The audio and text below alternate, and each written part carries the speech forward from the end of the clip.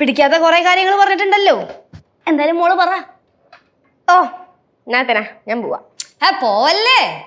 ഭവതിയുടെ മനസ്സിൽ എന്താണ് തിളച്ച് മറയണേന്ന് വെച്ചാ പറ. ഉള്ളത് പറയാലോ. ചേച്ചി ഇപ്പൊ വന്ന് അടുക്കളക്കകത്ത് കാല് കുത്തുന്നില്ല.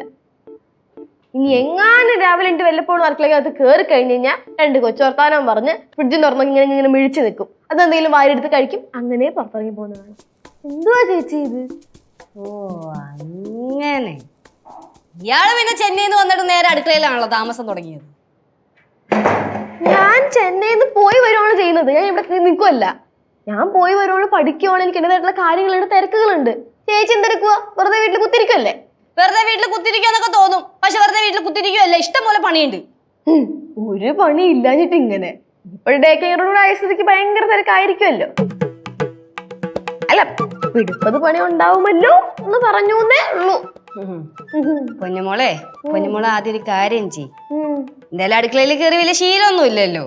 വല്ലപ്പോഴൊക്കെ ഒരു നല്ല കട്ടൻ ചായ അതാദ്യം ചെന്നിട്ട്. നല്ല അന്നസുള്ള കട്ടൻ ചായ ഇടാനായിട്ട് ഈ ശിവാനിക്കറിയാം കേട്ടോ. അതെന്നെ പഠിപ്പിക്കല്ലേ. തിളച്ച വെള്ളത്തിൽ ചായപ്പൊടിയും പഞ്ചസാര ഇടാനല്ല പറഞ്ഞത്. നല്ല കട്ടൻ ചായ എന്ന് വെച്ചാ നല്ല കട്ടൻ ചായ. എന്താണ് രാവിലെ ഒരു കട്ടൻ ചായയുടെ പേര് പറഞ്ഞൊരു യുദ്ധം? അല്ല, ഞാൻ അടുക്കളയിൽ കയറുന്നില്ലെന്നേ. നിന്റെ അനിയത്തിയുടെ ഭാഗത്തു നിന്ന് ഒരു കംപ്ലൈന്റ് വന്നു, അതുകൊണ്ട് കംപ്ലൈന്റ് അല്ലേ, അത് ഫാക്ട് അല്ലേ? എന്താ ഫാക്റ്റാ? ചേട്ടൻ വന്നല്ല അനിയത്തിനെ സപ്പോർട്ട് ചെയ്യാൻ, കുറച്ചും കൂടെ സപ്പോർട്ട് ചെയ്യടാ. എന്റെ പൊന്നി ചേച്ചി, എന്റെ മനസ്സിൽ തോന്നിയ കാര്യം ഞാൻ പറഞ്ഞു, അത്രേ ഉള്ളൂ. ഞാൻ ഇതിന്റെ പേര് തല്ലുണ്ടാക്കാനൊന്നും നിൽക്കരുത് ഇവിടെ. അതിന് ആരിവിടെ തല്ലുണ്ടാക്കാൻ നിൽക്കുന്നത്? പൊന്നുമോള് അടുക്കളയിലോട്ട് പോകാൻ ഇറങ്ങിയതല്ലേ? വല്ലപ്പോഴും ഒന്ന് കേറി നോക്കുന്ന. ഓ, എനിക്കിപ്പോ കയറാൻ സൗകര്യമില്ല. നമുക്കറിയാലോ.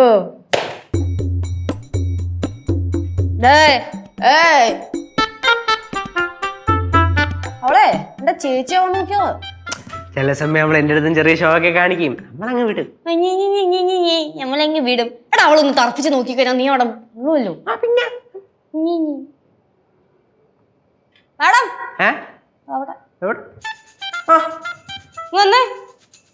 എന്താ ചേച്ചി ഇത്രയും പേര് ഇവിടെ നിന്ന് സംസാരിച്ചിട്ട് എന്ത് ഇടപെടാണ്ട് പോയത്? അല്ല, സാധാരണ എന്തെങ്കിലുമൊക്കെ വല്ല കൊസ്രാക്കൊള്ളി വർത്താനൊക്കെ പറഞ്ഞിട്ടാണോ പോവാറ്? ഒന്നുമില്ല ചേച്ചി. ഒന്നുമില്ല ചേച്ചിയാ? എന്താണ് മുഖത്തൊരു ചളിപ്പ്? എന്ത് ചളിപ്പ്? കേശേ, അവളുടെ മുഖത്തേക്ക് നോക്കി ഒരു കളത്തരൂല്ലേ? അത് ജനിച്ചപ്പോഴേ ഉള്ളല്ലേ ചേച്ചിയില്ല ആദ്യം പറഞ്ഞത്. അതെ.